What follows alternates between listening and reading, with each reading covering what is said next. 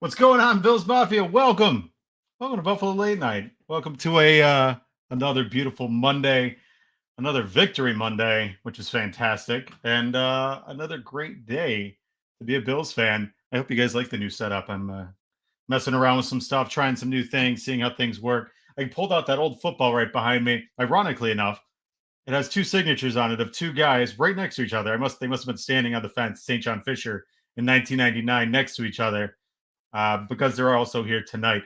But again, as I said, welcome to Buffalo Late Night, part of the Buffalo Rumblings Vidcast Network, part of SB Nation and Vox Media. I am super excited that you guys are here. Thank you for tuning in as usual. And if you are listening on Spotify, happy Tuesday. Happy Tuesday. You can find our show on all free social media and streaming platforms, including Spotify and YouTube. And if you are watching right now on Twitter, hop on over to YouTube. Come join the conversation. This is going to be a good one. A lot of laughs. Before the show started, it was already going. But welcome to everybody so far tonight. Welcome everybody in the chat. We got Tracy, we got Brian, Richard Rush, we got Robbie, who was on the show last night. Got a lot of great people in here this evening, and super excited to welcome our guests tonight joining us. We have the co-host of the Three Man Rush podcast alongside Sarah Larson and Colt Schroeder, the 271st selection in the 10th round of the 1992 NFL Draft, Mr. Jerry Ostroski, and the co-host of the Off Tackle with John Fina podcast alongside the voice, Joe Miller, the 27th overall pick in that same draft of the first round, Mr. John Fina. What's going on, guys? What's up, man? What's up? What are you partaking in tonight, Finky? 2 podcasts, 2 beers. This is one of my new favorites right now from Hop Valley. It's called Cryo Stash. I had the hazy earlier, and this one is something I can't read. Love it. I'm not a drinker, but I used to, and man, I do miss the fun little flavors all over the place. So now I'm a water guy. But that being said, I want to talk about the dichotomy of your draft selections right there. I know, Jerry, before we went live, you were talking about you were drafted from 271st by Kansas City, and then John by the Bills at the 27th overall selection. Ended up playing in the same team for, almost 10 years together? 9 years together? 9, right? Unbelievable. 9. Unbelievable. Yeah. And that's the craziest part is you have two guys, very, very different ends, which also, and I told Jerry, I can't imagine sitting there for the 10th round. Thank God they did it in 2 days, because that would be just a torture chamber doing 6 rounds or 10 rounds over like 6 days. But crazy how you guys ended up and your story ends up kind of just stitching back together after all these years.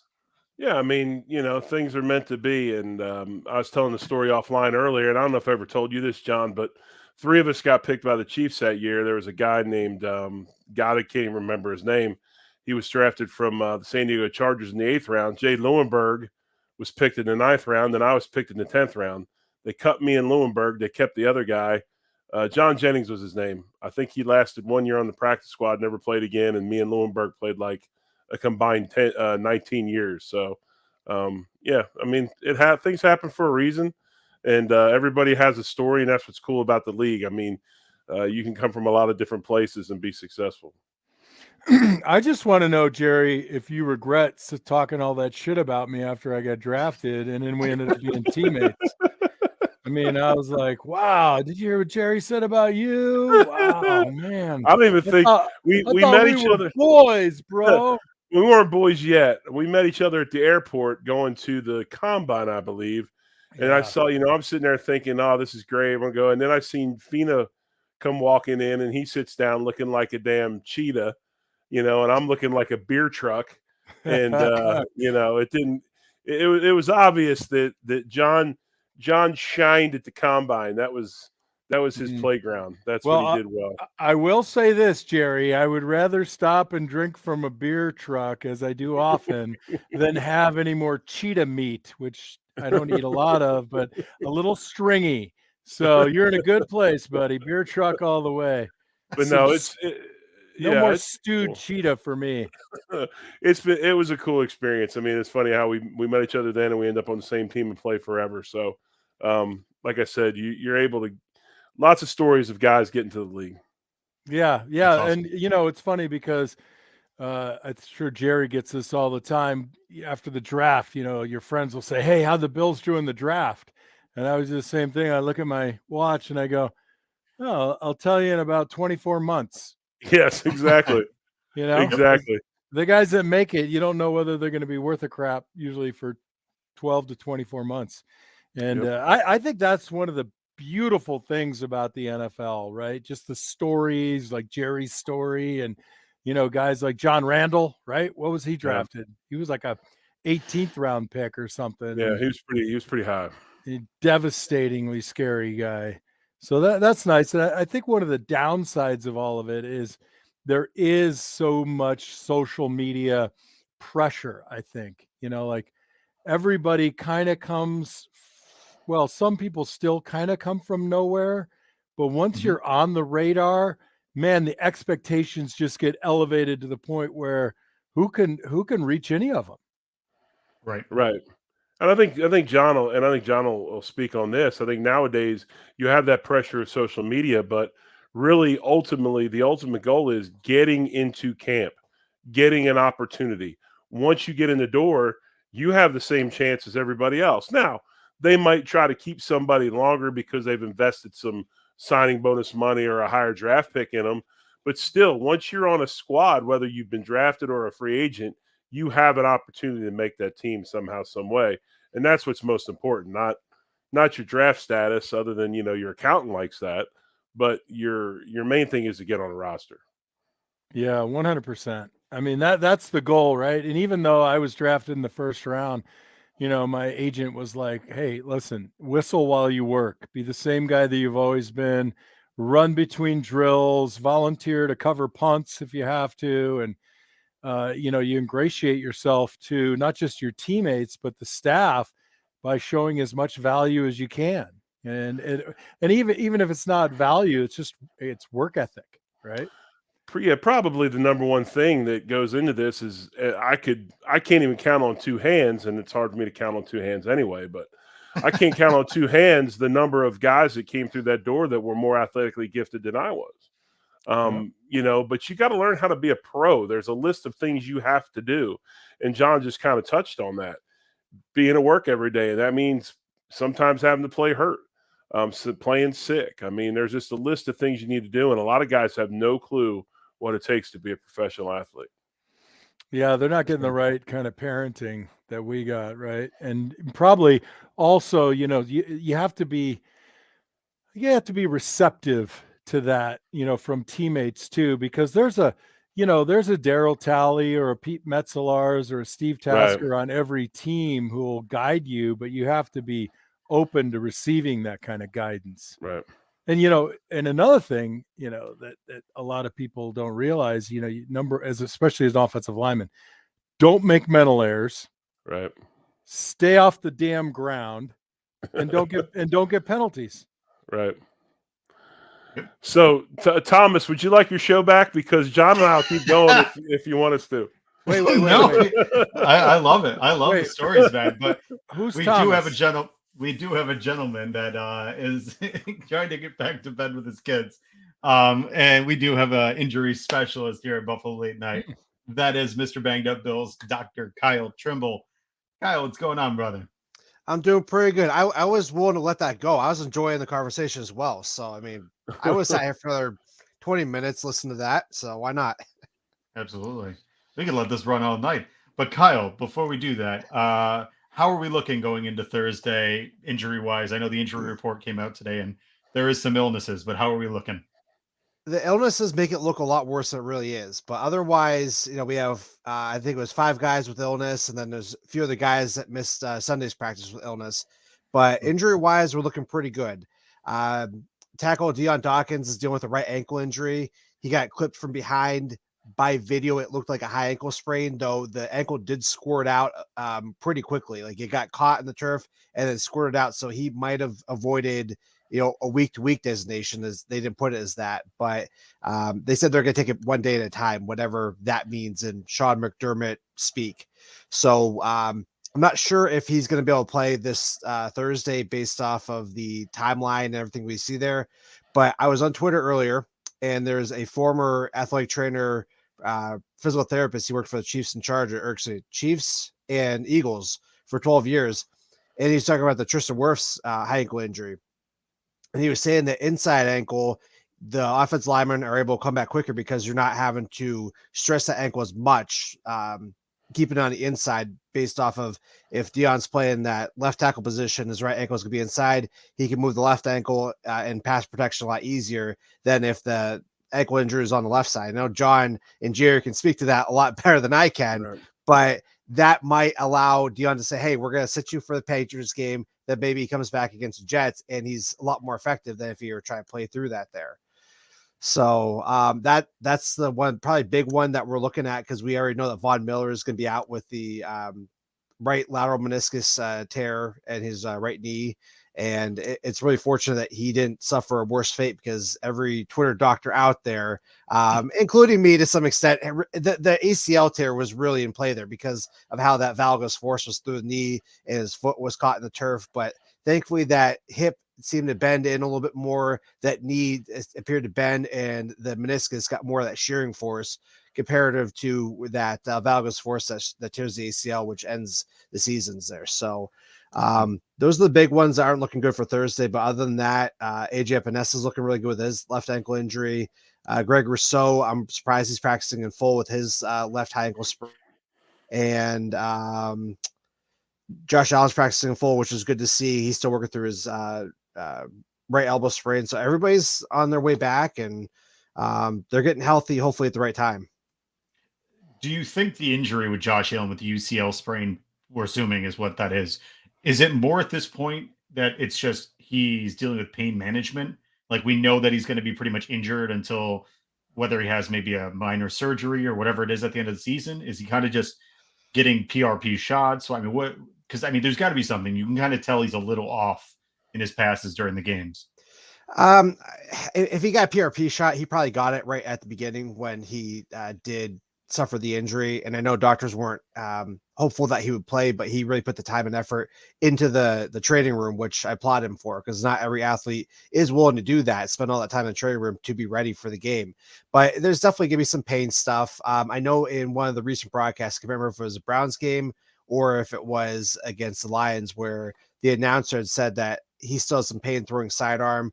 I'm sure if he really tries grip it and rip it, he's going to still have some pain here and there. There might be just little twangs and, just occasional discomfort, but I think he's out of the woods for re-injury. And of course, I say that knowing that if he were to get his arm hit the same way he did get hit in the first place, he could still re-injure that, but he does have the brace, which does give him some support. But that's why I felt that he should have been resting to give him his elbow a break, to give him that later on, instead of having the risk to re-injure it. But the team made the decision.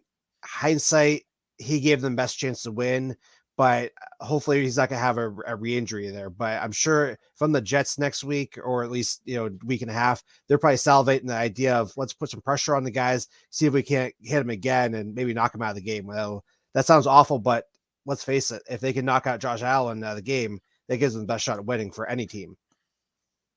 Right. Anything of note for the Patriots that you've seen thus far? Damian Harris, he's on track not to play on Thursday, which is really good. He's dealing with a thigh injury. I mean, that's not good for him, but that's great for the Bills defense. That puts Ramondre Stevenson, Pierre Strong up to carry the rock. Isaiah Wynn, their offensive lineman, did not practice, did not play last week with a foot injury. I don't have a ton of details on that, but he's been banged up constantly throughout the season. It's been like a back and a shoulder. It just seems like he's just on the injury report constantly. Their center, David Andrews, he suffered a really nasty looking thigh contusion on his left thigh. He got hit from the outside, and he had struggled to be walking back.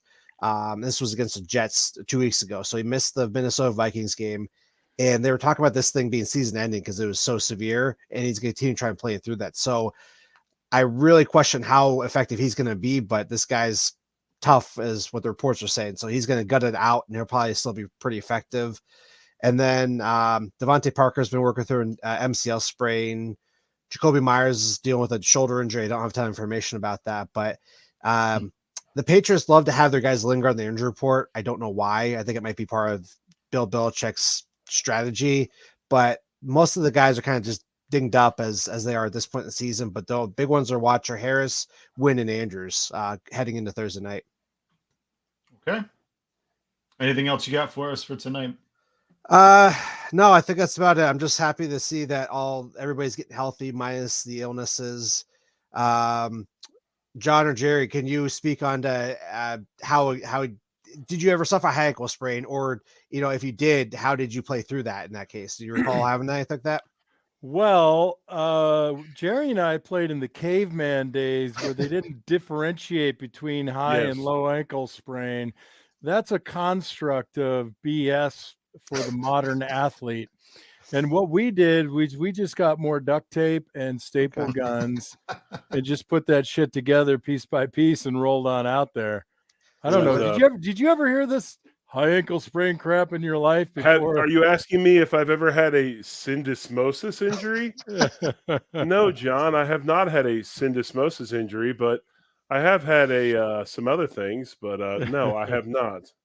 So you're saying you had Bud Carpenter and Ed Abroski? Eddie Abramowski. Yeah. God so bless they just duct taped you up. His soul. Yep. They just duct taped you up and sent you back out there, right? Yeah, they used the wooden stirrers that they use for paint. They put like a couple of those on each side, and then it was like a Revolutionary War split. It's pretty cool. I want to think you're joking, for but those there's at not. the Home Depot paint department now, man. That stuff used to be free, and then the damn paint opening keys.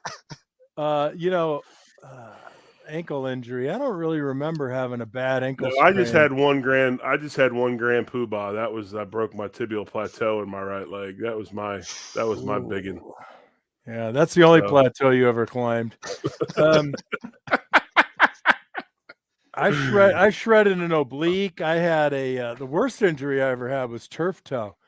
I mean, I had two. John had athletic injuries. He had injuries that athletes actually get. Most of them were from my dance moves, from doing a little samba,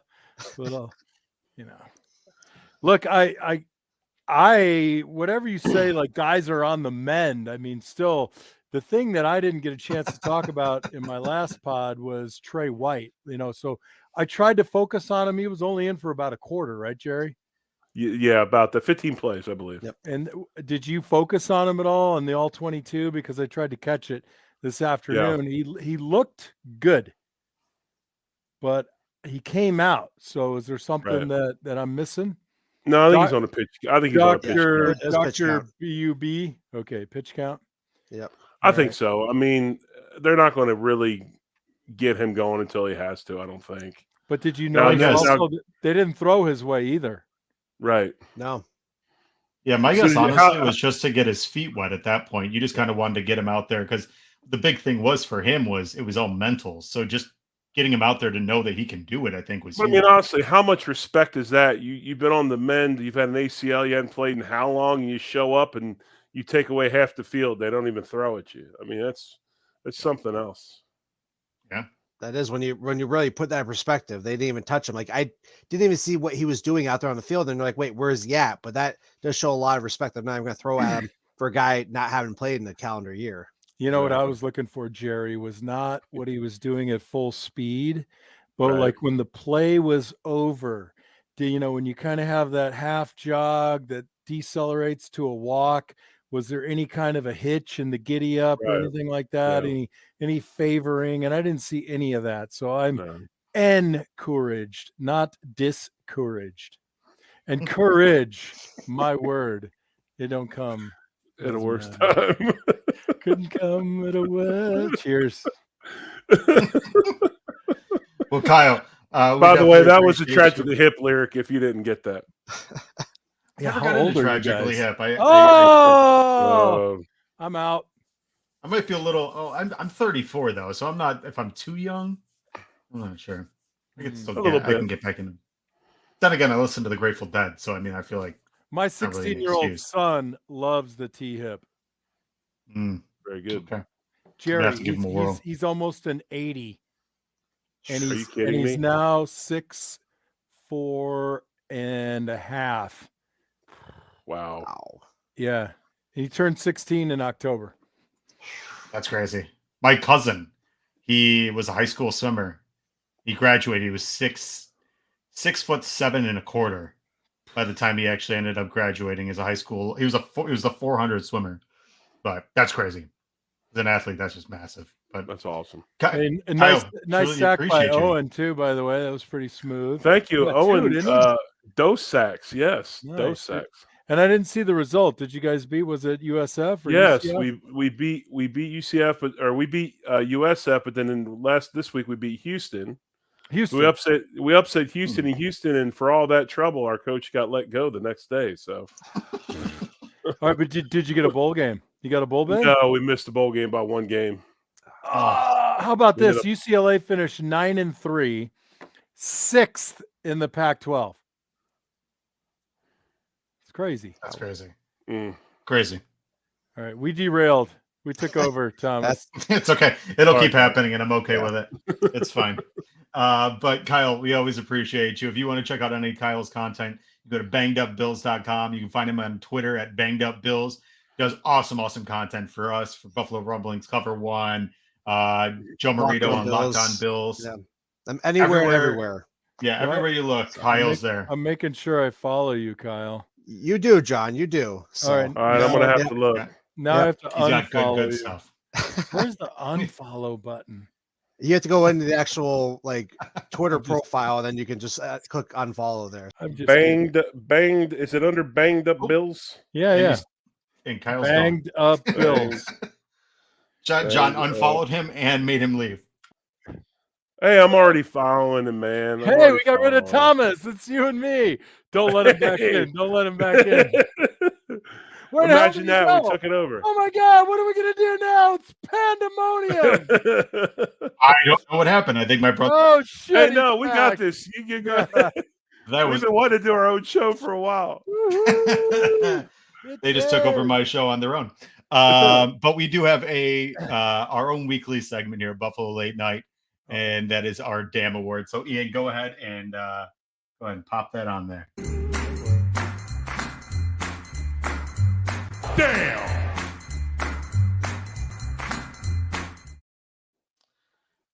Tonight's Damn Award recipient is the Denver Broncos for a stunning number of front office blunders, atrocious coaching, and plumb bad luck that has led to what can only be described as a dumpster fire of a season.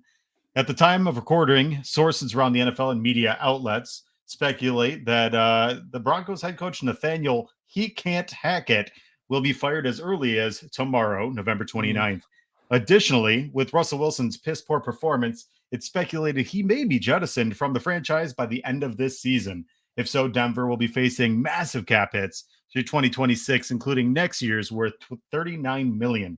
Wilson has also played so poorly that he has thrown fewer touchdowns than Carson Wentz, who hasn't stepped on an NFL turf in 6 weeks.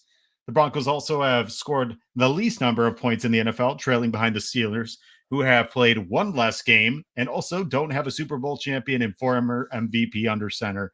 It's beyond incredible to see a team defy their Super Bowl expectations and play like a wet blanket. For their horrific performance, we named them this week's Damn Award recipients. Broncos country, let's ride. There we are. Congratulations to the Denver Broncos, Russell Wilson, and Nathaniel Hackett. What a mess. The Bills this past Thursday. That whole thing hurt my ears. Yeah. My ears are bleeding just listening to that. I'm so glad I don't pay too close attention, Jerry, because that was just like, if that were your team, bro, like how you coming to work every day sometimes, right? I don't know if they do come to work themselves, the Broncos. That's my damn. Yep. By the way, I don't know, man.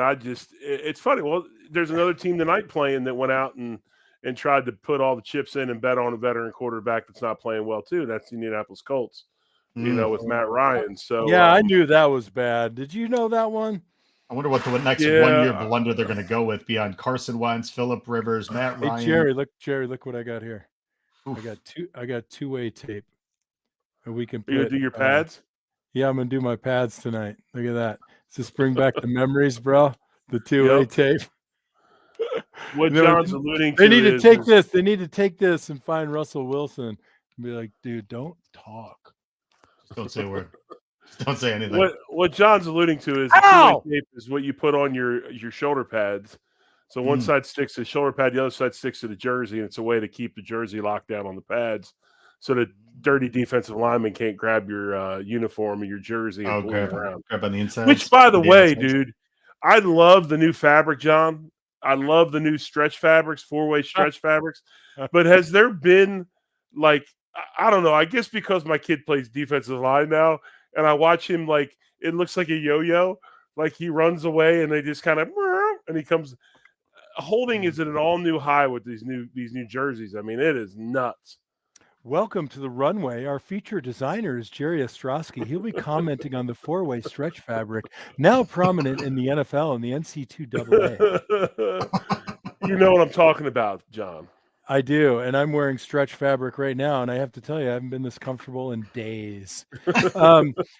Yeah, so what the whole idea was, you would tape that old jersey so tight to the pads that you literally, like, you couldn't pinch any fabric and pull it away from the pads. It was brilliant. We had Woody who used to do it for us. Not for cheap, I have to say. No, that was 40 a game, wasn't it? 20 and 20? Yeah, but it was definitely worth it. Every penny. Yeah. Yeah, definitely worth it. And then the whole experiment. Well, we don't want to get into that. We might get in trouble. The whole it's late night, so I mean, really doesn't matter. The whole experiment with the silicone and the layer dryer, and then that worked for a while. And then none of it was cheating, though. We did not cheat. No, we had a competitive advantage. That is what it is. It's not cheating. It's competitive advantage. It was all gently and mildly within the rules. Exactly. Just bend it until you almost like deflating a football. It's all kind of falls under the same category. Hey, Jerry, what's your that was awesome about the game on Thanksgiving? That would be the 4 lines that form the letter W. That would be my damn, I was happy. I was glad we won. For sure. I think I don't know. I still, maybe I'm soft in my old age, but unlike a lot of these guys on Rumblings, Joe being one of them, Spence being another one that just there are no excuses for this. It's uncalled for. I know we have 38 guys on the injury report and we've played 8 games in 9 days. It doesn't matter. We should be putting up 9,000 yards a game. And honestly, I don't know. I wasn't really going there, but if you go, I was just going to say Ed Oliver was pretty amazing, and I'd like to see more of that. But well, that too, Ed. Boy, you got an axe to grind, buddy. Oh. But Ed too. I mean, Ed's another guy that a lot of people think that. This is me furiously texting Spence. That's fine. Text Spence. You should hear the crap. Hey, I'll show you the text message I sent Spence myself. Yeah, you can include me in that thread on game day. I did feel a little left out. Okay, we'll include you. But here's the crazy stat: is the Bills were actually the first team since 2016 to win back-to-back games in Ford Field. There you go. There's something. How about that? How many is it? Their third Thanksgiving game in a row? Who else has done that? Not in a row. Third in 4 years, and they played in each time slot and won. So, and actually, that was going to be my question. My next question up is: should the Bills become the next should they become the third mainstay team for Thanksgiving alongside the Cowboys and the Lions? I didn't realize that they were taking applications. I think they should. I don't know. No, they draw better than anybody. As a person that had to, I don't know how John feels about it, but when you get on an airplane, either on the day of a holiday or the day before, no bueno. Oh, no bueno Jerry, whatsoever. You remember that stretch when we went from a Sunday game? Oh no, wait, how did it go? It was a Monday, Sunday, Thanksgiving. Yes. So we played 3 games in 13 calendar days. That's horrific. Is that when we broke out the white Buffaloes to put on the red helmets in Detroit? I don't know, man. I believe that's the case. Straight carcass. Yes. That's carcass. Carcass. Was Jim That's was it. Jim still your quarterback at that point? Yes. Yes. Jim was there. Thurman was there. The whole team, Oh, Bruce, everybody God. was there. That was early. That's probably 95, maybe 94, 95. I want to Somewhere say in there. 95. Yeah. Jim retired at the end of 96. Yes, I believe so. Yeah, because it Yeah. was right after he had what? Was it concussion? I don't know. No, Like I a can't severe remember. injury that took him out. Heartbreak. But no, Yeah. I mean, anytime you get on an airplane, like I can remember going, we played what? Do you remember the miserable time we played the legendary game of Steve Tasker's last game in Green Bay? Wasn't that on Christmas or was that Christmas Eve? When Tasker got kicked out of his last game ever in the NFL on the first punt return. Well, Or it couldn't have punt been if it was the last game of the season, right? Yeah, it was the last game of the season. Well, it was in January in Green Bay. In Green Yeah. Bay. And all I remember was Lonnie Johnson, man, taking the fake punt, looking back and waving and then getting decapitated. All I remember is pissing my pants looking at Reggie White across the line of scrimmage, calling him Mr. White the entire game. Yeah. Telling him he was my favorite player growing up, which was true. Please don't kill me. You did really good against him in Buffalo that one game, and he humped you that one time. And I was thinking all week long, there's no way he could do this to Jerry. Ear truck or 9,000 D batteries. All of a sudden, the Minister of Defense with that club. Yeah, that was the most. That and the Jumpy Gethers forklift were the two undefensible moves in the league. You know what I think is kind of fascinating about the game as I look back on it and I watch guys today, and people ask me what it was like. I always say, you're at like the asymptote of talent, right? You're in rarefied air, and every guy that walks out onto the field on Sunday is a freak. Yep. And I think about it like I'm talking about myself, I'm talking about you, but literally the things that we did with our bodies in the field of play and recovery and practice and repetition and the whole bit, and with the mind meld that you had to put yourself through for a 16-game season, you're a freak. It's like a mixture of a robot poet. I just remember in training camp sitting there the first practice of the season and stretching and knowing this is the best you're going to feel for about 6 months. Because you're going to feel like absolute arse for the next so many days. That's right. The last stretch before the first contact practice. Yes. That's as good as you were going to feel until February. Well, hell, probably March. July. I just remember that. I mean, Thomas, it was just ridiculous. You knew what you're getting ready to have to go through. Your body just getting destroyed. Right, and that's what I think about these guys nowadays. I mean, 16 games was miserable. And then if you were good, you were always in the playoffs, so you're playing another 2 to 3 games. But these guys have 17 now. Not counting playoffs. Right. I mean, it's preseason. But training camp is so much different than. Yeah, I mean, I always knew we had it easy with Marv, right? You did your first training camp at Kansas City. I was with Schottenheimer. It was absolute misery. What did Schottenheimer do? 2 days? 4. He would have done 4 if he could have. Well, not only 2 a days. He didn't want anybody to see the abuse we took, so they stuck us on a plane. We flew to Minnesota, then we piled in buses and went to River Falls, Wisconsin, in this little D3 college, right? So we get out, and it was 3 hours of practice, 2 a day, full pads. So I did that, and then Atlanta was the same thing with Jerry Glanville. He was an idiot. So I get cut. I go up to Buffalo, and it's training camp, and we're doing stuff. And next thing you know, Marv blows the whistle, and everybody comes up. I'll never forget this. And I go to Glenn. I kind of grab Glenn on the back and say, Glenn, what are we doing now? And Glenn looks at me and goes, I'm going to go eat. I'm taking a nap. I go, we're done?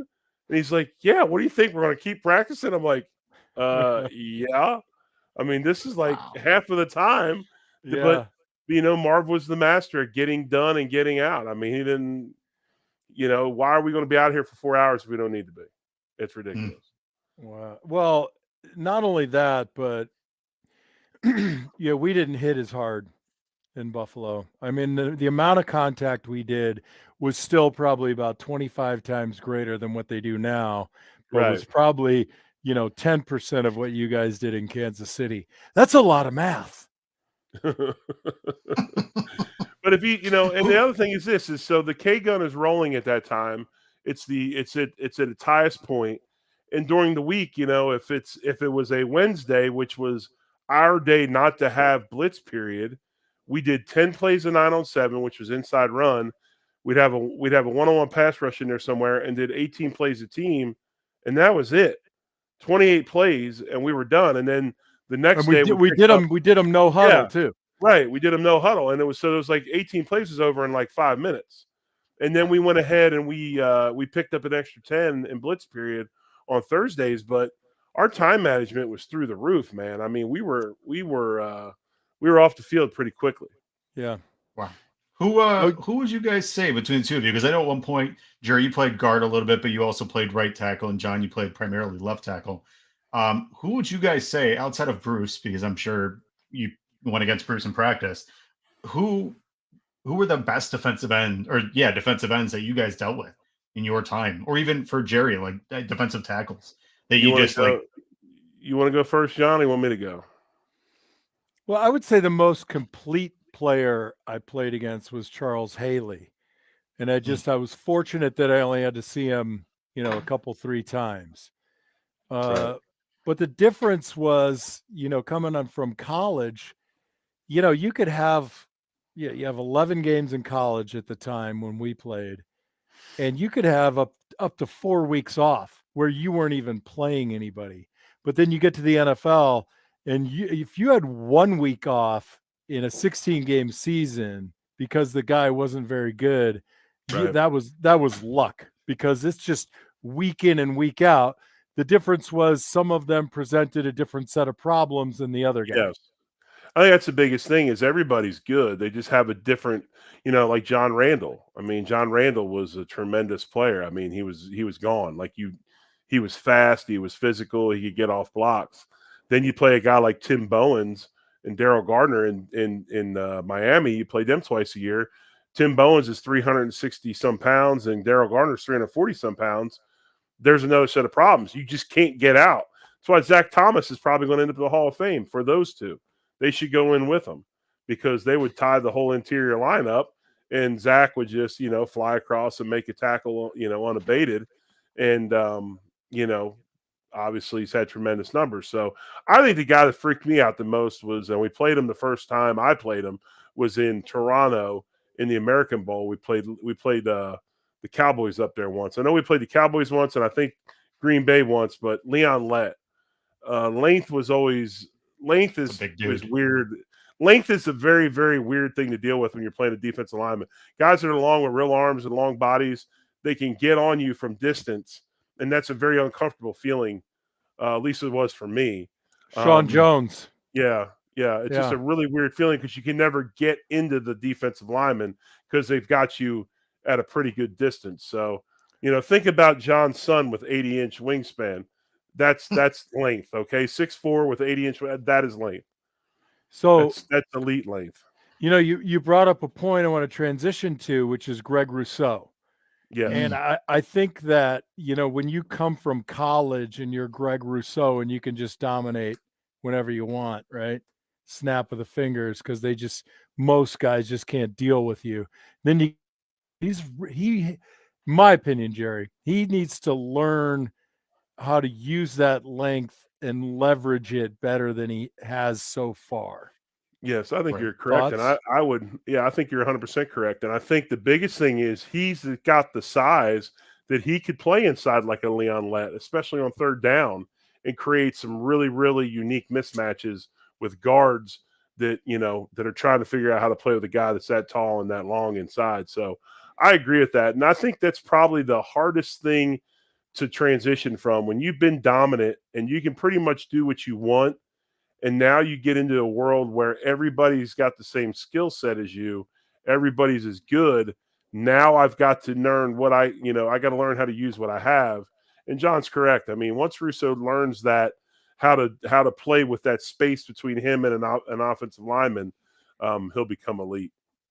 I mean, you could even, quite frankly, he could watch guys like Dwight Freeney, right, who were smaller in stature and had less length, and realize that these guys had to compensate for what they didn't have too. So if he can see Right. that there's ways that other NFL athletes, other defensive ends have been incredibly, successful throughout their tenured career, then he can take a step back and realize that if he can just hone in on his craft and he can just look at those finite details, because I feel like the toughest thing for an NFL athlete is kind of slowing down, or at least kind of, closing in on that bigger picture and looking at the small things that will make you so much better. I mean, I remember, I want to say it was Ryan Bates. He said that he had learned that he kind of gets his one arm out stiff real quick when he's actually trying to block somebody, and he locks the other one on the inside where the refs can't see it, but it's allowed him to be really successful for his size when he's playing guard. Whoa. That's not holding. No. I would actually, you went to Dwight Freeney. I think that's the wrong thing to do. I would send him to watch tape on Sean Jones and Chris Dolman. Dolman. Well, yeah, but I think Rousseau is going to be an edge guy, and even Jason Taylor. I think Jason Taylor used that length pretty well. Yep. But I would definitely say Dolman and Sean Jones. Dolman was hard to deal with.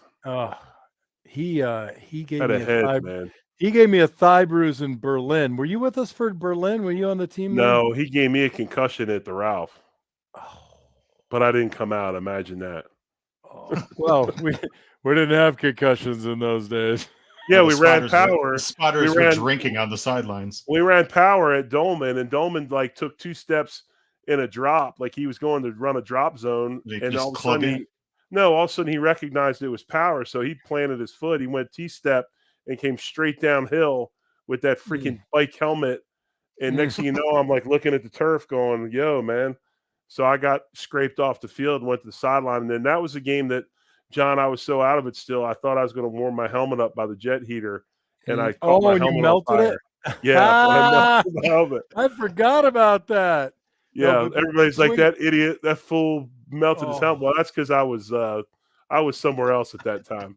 Yeah, for sure. I would say that he and Daryl Talley had the hardest heads that I ever encountered.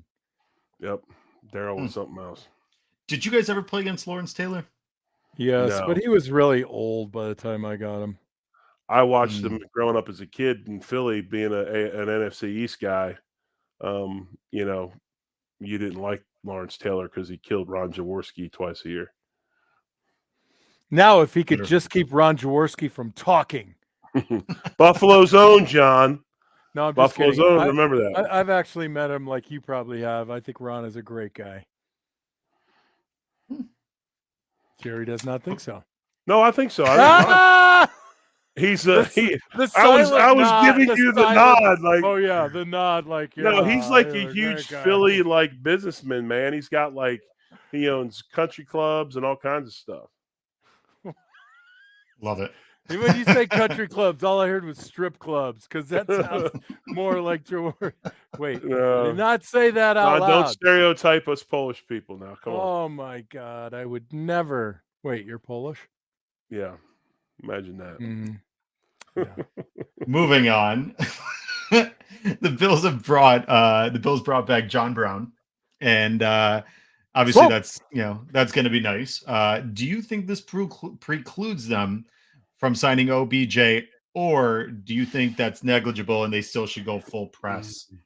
I'm a hater when it comes to I'm a hater when it comes to this subject. Okay, well, go ahead. I don't think it should sign OBJ. No. I like their locker room chemistry right now. Now, granted, I'm sure that Vaughn could keep him in line, but I think the chemistry is too good between Diggs and our younger receivers. I think if they want to bring another receiver in, they brought Smoke in, but if they want to bring another receiver in, that's fine. But I just worry about chemistry bringing him into the mix. I just really do. All Do you right. think that a guy like Josh, though, being the alpha male in the locker room, that he That's wouldn't what be I'm able saying. to keep things That's what. going in the right direction? But that's what I'm saying is Josh still the alpha male when OBJ shows up? I mean, OBJ, you have to think, right? is that the case? But with Vaughn in play, does he keep that in check? If Vaughn wasn't here, I wouldn't even consider it. But with Vaughn here and them being friends, maybe. But go ahead, John. What value does he bring that we don't already have? That's what I want to know. And what's Thank the you. separator? Like how much value above who we have right now is worth the risk to bring a historically unpredictable person into not just the locker room but the field of play, who doesn't get the ball as much as he thinks he oughta. I think that's a real risk. If Smoke Brown still has the speed and we're looking to stretch the field, then that opens up Diggs and Gabe Davis even more, and Isaiah McKenzie, whomever they riddle that out with. But if you're looking for somebody to take the top off, then why bring him in if you got that guy already? So I think there's two parts to that, right? I think when people look at John Brown, they're not going to game plan against John Brown. Like they're not going to spend time in practice and say, hey, we need to account for John Brown. I mean, yes, he's got speed, but the Bills have guys on the team that also have speed as well that they can utilize in that aspect. I mean, if they really wanted to, they could send Naeem Hines on, a fly route, and he could do almost the same thing John Brown can, maybe not in the aspect that John Brown's a wide receiver. So I think that you bring OBJ, they have to account for him. I mean, he is uber talented, one of the more talented wide receivers. I think the one thing that I think, and I said this I think last week, was, and I don't think that Gabriel Davis necessarily needs somebody on the team to elevate him, but I do think there is something to be said that when there has been somebody else taking the pressure off of him, he has excelled. Last year when Cole Beasley was here, and the year before when Cole Beasley was here in the slot, Gabriel Davis really excelled. OBJ can be that guy in the slot, which then takes that weight off of Gabriel Davis's shoulders. So I wonder if that talent alone and that ability can then make that three-headed monster like Gabe Davis, OBJ, and Stephon Diggs that much more formidable. John, you want that? Yeah, I just I don't know. I mean, you look at the guys they keep bringing back; they're guys that've been in the system, right? So I mean, I'm not convinced. Sorry, Thomas. Oh, it's okay. Did the Rams win the Super Bowl because of OBJ? Well, the truth is, I'm not really sorry, but I felt like it was the nice thing to say. I would say they did, because after he went out, the offense just like fluttered. I don't. A guy's not on. If this will be his fourth team in 4 years and 5 years, I don't. It's just difficult for me to imagine that. And the other thing is this: you keep talking about chemistry. There's one football, right? Sure. Diggs needs his catches. Then you're going to have to try to find OBJ catches, and you're going to have to try to find. We're still complaining that Knox isn't productive. I don't know that that's the answer. I think the answer is, to me, if you want things to go better, let's open this thing up. Let Josh do what he does, which I'm a proponent of. If your quarterback is a running quarterback, you let him run. I think you can't go ahead and keep him from running the football. You got to keep doing the quarterback runs, keep him involved that way. And I think that's when things start opening up, once we get that whole thing going with him rushing the football and doing the things he did at the beginning of the season. I don't think OBJ is the answer. Fair enough. Well, Thomas, you just got fired. You're no longer the GM. That's why I'm not one.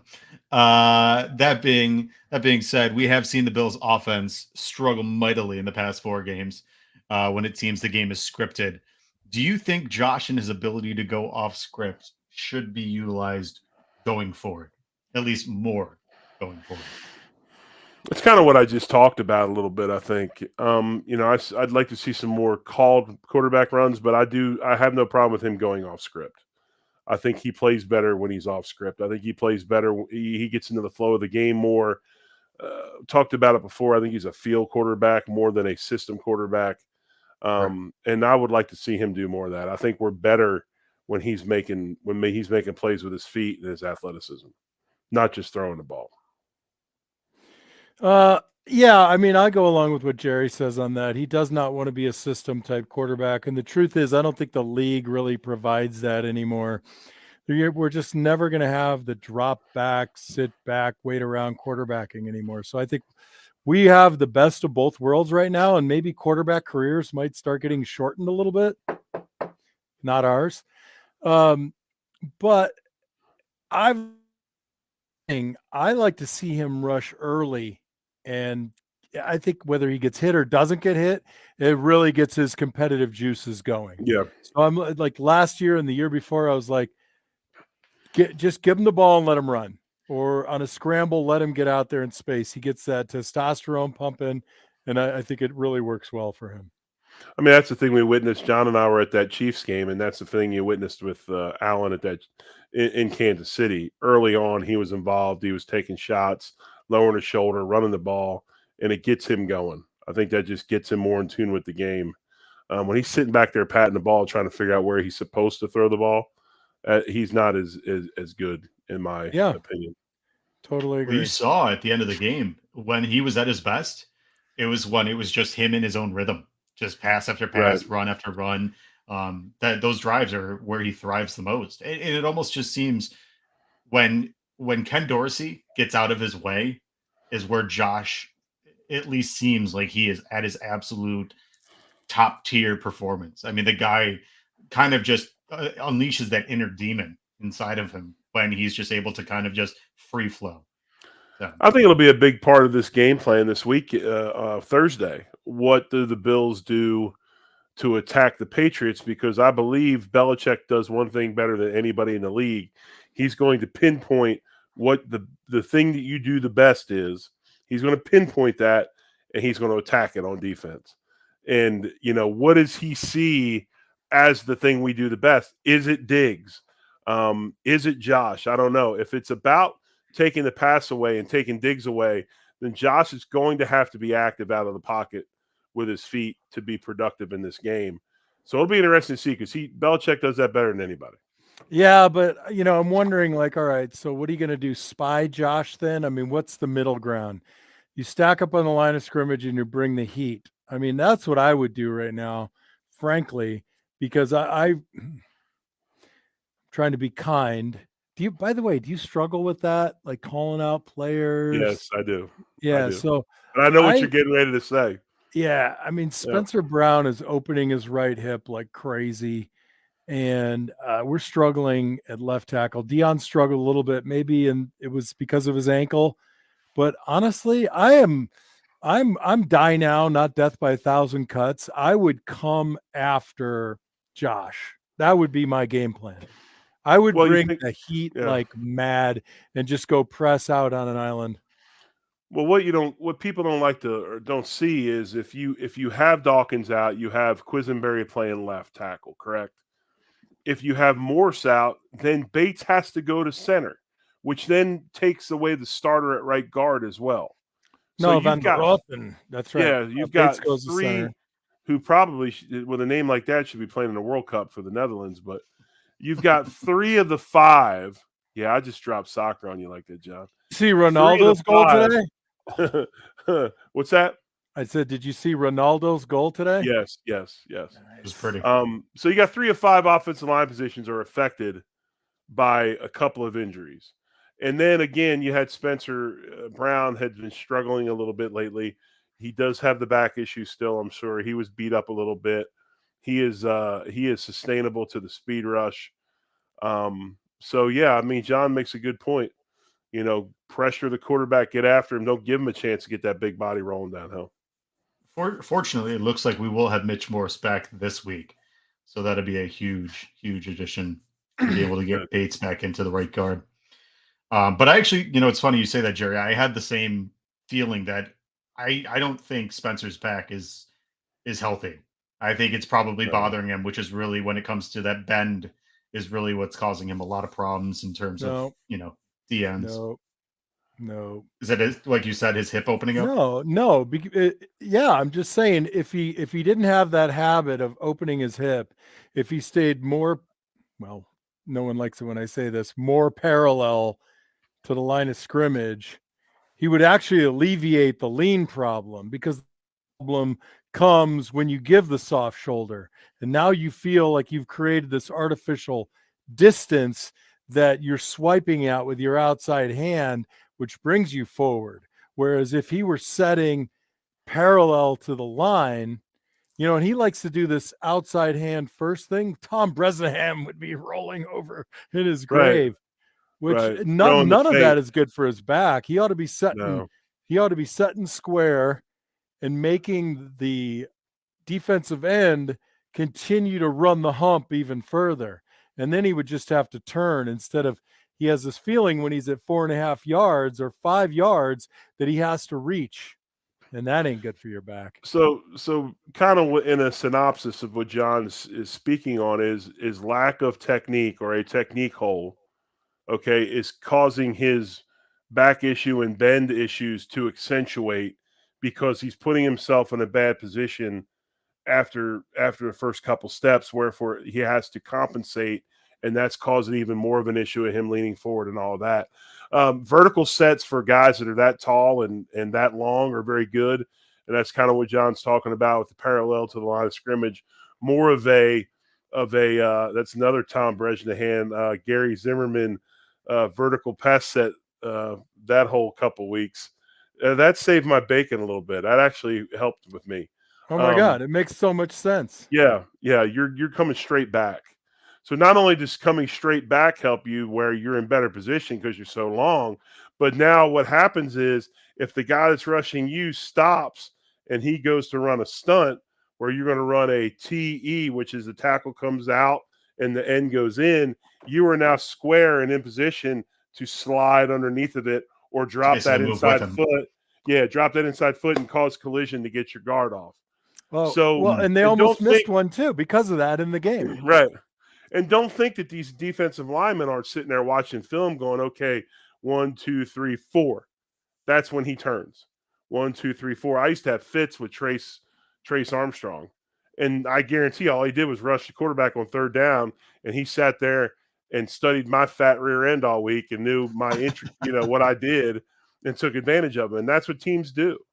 They're going to wait till he turns, because when he turns, okay, 4 step, here comes the tackle, boom, picks him off, and now we got 2 guys free on a stunt. So John's correct. You know what it is, Jerry, and this is one that I've been coaching Bruno and Roman on both, right? Because now Roman's playing left tackle too, and it's really hard because it seems so counterintuitive.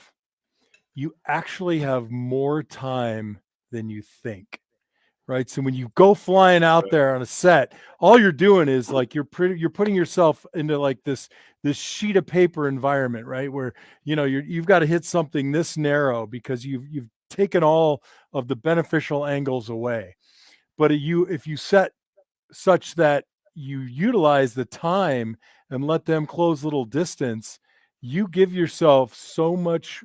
I guess you give yourself an opportunity to really settle and be in a good position to deal with whatever move is coming. So it sounds counterintuitive because those guys are fast as hell, but you have more time than you think. By doing that, you're almost kind of like giving yourself more margin for error by actually stepping back that way. I mean, think about it. You're going backwards. It is the play for play. Offensive tackle is the hardest position on the field because you always have somebody coming. Right. Even though cornerback is super hard, the ball goes somewhere else 80% of the time. But 95% of the time, that defensive end is coming to whip your ass. Think about it, Thomas. You sit there over here that's saying, hey, I'm going to stand back here and watch, right? I'm going to stand back here and watch and see how things progress. When you set that way and you take your time and you're patient, you are in basically doing that. I'm sitting back and I'm seeing what's going on. I get a bigger, broader view of what's up. Technique has changed a lot in offensive line play from when John and I played until now, but there are certain things that are still gospel. and steps and things like that are those things. You know, a lot of independent hands now. When we played, it was a lot of two-hand punch. Now it's a lot of independent hands. I'm sure Bruno comes home and talks stuff that makes you think, like, really? Like, they're doing all kinds of craziness. But it's a little different, but still there's those things that still hold true that used to hold, you know, that were true a long time ago. Yeah, especially with the feet. Get your feet right. Yeah. If So you don't have, is it Spencer's just not setting his right foot? Is that, it just seem like he's like his right foot is, his right foot's turning, which it opens up this hip. So instead of, the new term's called drive catch. So almost like kind of like planting it harder. Yeah, like the new term is it out. Right. The new term's called drive catch. So you're going to actually drive off your inside left foot, and you're going to catch with your right foot, but you're going to keep that outside knee bent a little in with that toe here, so you've got that hip closed off. So nobody can go ahead and get that hip open. But if you're going out and your right foot's doing this, now all of a sudden, the only way I can get my foot to do that is that knee goes out. When that knee goes out, the hip opens. So the old song, "My Knee Bone's Connected to Me," that actually is somewhat true, you know, without getting into it. But no, seriously, John, I mean, it is. I mean, it all kind of goes hand in hand. Did I disagree? No. You didn't. Now, look, Thomas, it's all easy to talk about, but implementation. It's all ball bearings, Thomas. It's all ball bearings. It's all ball bearings. Need some 3-in-1 oil and dozen swabs. It's easy to say, putting this stuff into practice, especially if you're not getting taught it and you don't have the amount of time to rep it over and over and over and over, then it's really hard. And you know, I think the offensive line coach by and large is pretty good, though I don't know him. I see by and large with the product is better than fair, better than average. It's good. For sure. But that doesn't mean that I know how much time they have to actually work and how much coaching actually happens. Right. Well, I am available to do camps and bar mitzvahs and quinceañeras and memorial services. I like it. But hey, doing things the right way is always important. And, you know, one of the best things doing right is choosing the right dentist. And a dentist for kids offers individual dental treatment by providing a relaxed, fun, and encouraging environment. Dr. Zach's goal is to help your child build confidence in their smile and with their overall dental health. A dentist for kids currently accepting new patients, and they participate with most major insurances. So if you live in Rochester, go visit Dr. Zach, mention Buffalo Late Night for $25 off your choice of custom whitening kit or electric toothbrush. Call today to set up an appointment with Dr. Zach and his team, 585-538-7230. You can also check it out on bflolatennight.com. You can click on the link and you'll find out all the stuff about Dr. Zach and everything he does. He's really a fantastic dentist, just, you know, the best one in Rochester personally. Moving on, final thing I got for you two gentlemen tonight. At this point, to get that number one seed, do they have to run the table? Do you feel like the Bills just kind of have to lock everything down and, you know, pretty much finish out the season? I think they have to win out the division at this point, right? Because that's, how many games is that? 4 games, 4 more games. 2 Puts Patriots. 12-3 with 2 games to go. If they win out the division and get a little help, they can still get the 1 seed. But if they don't get any help, they can only drop 1 game and it can't be in the division. Right. No, I agree with that. I think Kansas City is kind of in the driver's seat once again. Damn, we got to run this. We got to run this thing out to try to get that number 1 seed. Plus, but I think first things first, and John's correct. We've got to beat the Jets. We got to beat the Dolphins. We need to beat the Patriots twice. It'll be interesting to see how that goes. We got 3 of those 4 games at home in December, so it should that should benefit us. But no, but the main thing is But the thing about this team, though, as much as we want home field advantage, we want to play in Buffalo as much as we can. Still, it's kind of like what we were talking about earlier with the draft. Get in and get your opportunity. It's awesome to get a bye week. It's awesome to get a bye week with our injury situation. but the main thing is getting in. And I think if we take care of our division, things, you never know what might happen. Absolutely. Yeah, I mean, that's the biggest thing for the Bills right now, and every step of the way, they've just controlled their own destiny. Just unfortunately, just really bad errors that have happened at the wrong time. And that seems to be the story this season. Just almost like a comedy of errors, the worst possible timing for the worst possible mistake. So Yeah, I but think if they clean that up, they're good. I don't know, man. I still go back to attrition. I still go back to injuries. I still go back to all these things. The amount of injuries and adversity that they've absorbed, and they're For sure. still where they are. To me, that is I think that is highly commendable. And I mean, Jerry, do you think that the other teams might get hit with the injury bug later? Yes, I do. And I think with Ooh. 17 weeks, it's only a matter of time. And we've fought through our situation. What's to say we're not rolling into the playoffs with a healthy Josh Allen?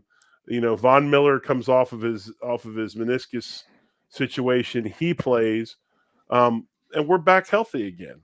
And I really find it hard to believe, as a person that played the game, why this is so hard to really accept, that we've had this much injury, we've had this much sickness, we've had this much adversity of having to lose a home game, having to go to Detroit 2 weeks in a row, now playing again on another Thursday, and they're still humming along, finding a way to win. I think that is big time.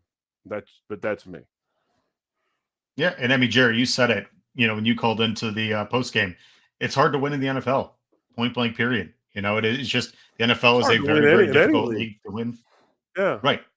They get paid too. That's man. the biggest thing. Is I don't think that it's not that I'm discrediting their injuries at all, because obviously we've seen they've been ravaged. In the Dolphins game, at one point in that game, they had 34 available players, which is asinine in and of itself. But I just think if they clean up those couple mistakes, I mean, the Vikings game, they should have won about 5 separate occasions, and they just kept giving that game away, and Vikings kept giving it back to them. I just think if they clean up a couple of those errors, even with the mistake or with the injuries, they can still get over the hump. But again, that's got to be said. I mean, I know people, but they're looking at all the other teams. Yeah. But the thing is the games they lost, we want to go ahead and we want to try to pin it here, pin it there. To me, it's a very simple equation, folks. The guy that wears number 17 turns the ball over too much, turns it over in the red zone, and makes too many mistakes, and you can't do that. Jerry's getting saucy. Did you drink bourbon? Because I'm 2 beers in. It's bedtime, Maybe. Jerry. It's like 11:40 where you live, isn't it? It is 9:41, and you know how the medical game is. The mornings start early. Yeah. Well, gentlemen, then we will medical now. We will close out this show the right way. But I will say this: I know a lot of people really enjoyed all the stories, so we're gonna have to do this again, bring you both back, and do just a whole show of just you guys just telling great stories and reminiscing, because I know that banter really goes a long way for a lot of fans, especially including myself. But where can everybody find you? Where can people find you two fantastic gentlemen nowadays? You can find me on the 3-Man Rush video podcast, which will be this week. We're going to film live Wednesday night because of the Thursday night Bills game. Usually we are a Thursday, 9 o'clock Eastern time, 8 o'clock Central, 7 o'clock Mountain time, John, for you. But also you can find me at Ostroski_Big O. That's my Twitter handle. And I don't do Facebook. I think it's going to end the world one day. But I do also have an Instagram page, but I can't remember what that is. And my Instagram page is the same as Jerry's. I think I'm at John Fina 70. I never open it because I don't know how to work it, and it gives me anxiety. Only this much, though. I'm on Twitter at John Fina, and if you want to listen to the greatest Buffalo Rumblings podcast, it is the Off Tackle Show with John Fina, with your co-host, Joe Miller, the voice. But it's only this much better than all the other ones. I mean, it is pretty good. I give you your props, John. I bow down. I do enjoy it. Hey, we had Daryl Talley on tonight. Good one. Yeah, it was Love a it. train wreck. We loved it. Did you really have Daryl on tonight? Yeah, How'd it go? it was great. He was hilarious, man. We had fun. I haven't watched it yet. Well, I don't even think Joe put it up yet. Okay. Anyway, that's how you find us. How do we find you, Thomas De Leon? So obviously you could find me here at Buffalo Late Night every Monday, 9:30 Eastern on the Buffalo Rumblings Vidcast Network. Find me on Twitter at the Thomas DeLoss. That's where I am sporadically, not as much lately with a almost 8.5-month pregnant wife. My life is just kind of very locked down at this moment. And then also now the host of the Buffalo Rumblings postgame call-in show, which I'm not looking forward to Thursday because I'm a mailman and I'm up at the like you guys up at the ass crack of dawn. So that's going to be a very, very long evening going into a very long Friday. Don't you? I want don't Thomas you mean get bit. postal worker? I want Thomas get bit by dog stories. Not me, but okay. Well, you guys are talking about the Bills stories. I'll bring up or I'll interject mailman stories. Yes, I want to hear about everybody's Fido, chagrin. Fido and all that stuff. I actually have a terrifying dog named Xena. She's a cane Corso. Her head's this size, yes. and she looks terrifying. She's actually sweet as pie. But yes, yeah, you can find me all there. And as always, make sure everybody that's watching, or if you're listening on Spotify or wherever you find all this stuff, check out all these fantastic shows. Where it's whether it's the Off Tackle with John Fina show alongside the voice Joe Miller. Joe Miller's great shows that he does multiple times. Whether it's the Overreaction postgame show, Jerry Ostroski, Sarah Larson, and Colt Schroeder on the 3-Man Rush. Colt Schroeder has his own show, The Buffalo Nerd. Jay Spence, the King, with the Code of Conduct podcast, the Chop Up. There's so much good stuff on Buffalo Rumblings Vidcast Network nowadays. Make sure you check it all out. Show all the love. We do all very much appreciate it over here at Buffalo Rumblings, and excited to see where the season goes. Obviously, Thursday we have the Buffalo Bills playing in the New England Patriots on Thursday Night Football in those darling red jerseys from the Patriots. I love them. Super excited to see those come back. But appreciate you two guys, two of my favorites of all time. When I grew up, you guys were two guys I truly appreciated watching. So it's actually very cool and surreal to have you guys on the show tonight. So as always, we are going to start it like we always finish it. And here at Buffalo Late Night, I am Thomas DeLoss. You find me at the Thomas DeLoss. Go Bills. Go Bills. Bills make me wanna.